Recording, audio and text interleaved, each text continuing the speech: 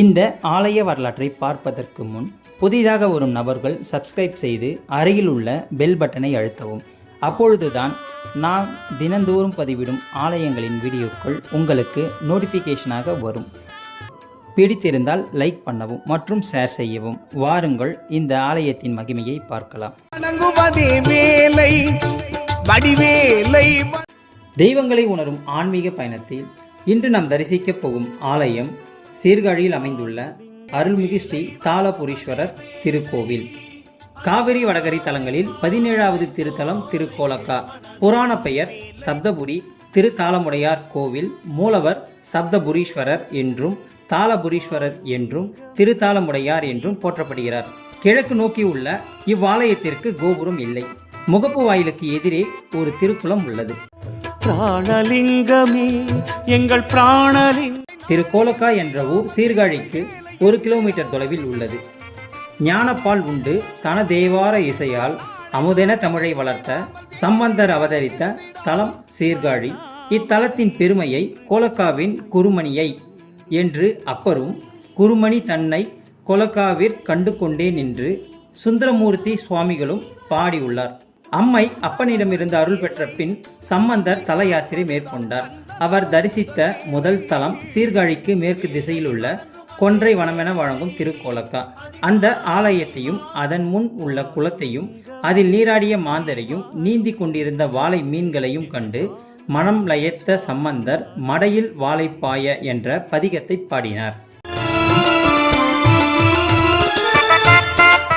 அன்பும் பக்தியும் இழையோட சந்தமும் தாளமும் சதிராட சீர்காழி கொழுந்து பாட பாட பெஞ்சி கரங்கள் தாளம் போட போட தன் அன்பு பிள்ளையின் அம்புஜ கரங்கள் தாள வேகத்தில் சிவந்து போவதை பொறுப்பாரா பரமேஸ்வரனார்.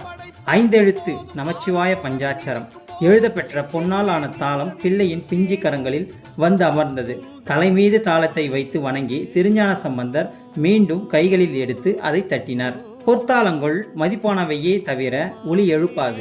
கருணை கொண்ட இறைவி அவற்றுக்கு ஓசை தந்தருளினார்.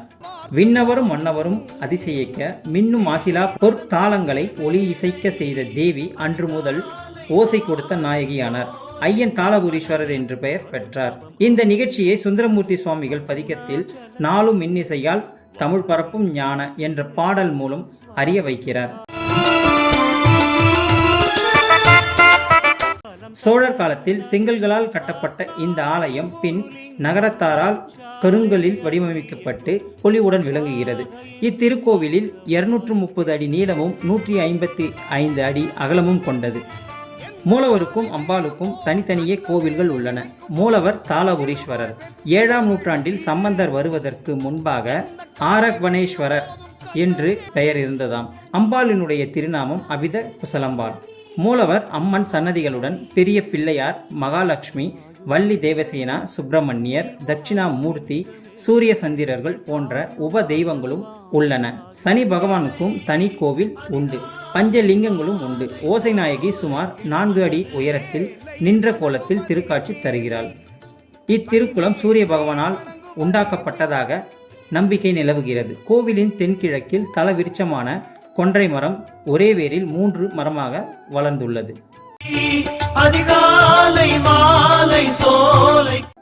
சென்னையிலிருந்து சீர்காழி 250 கிலோமீட்டர். காலையில் புறப்பட்டால் கோவிலை தரிசனம் செய்து இரவுக்குள் திரும்பிவிடலாம்.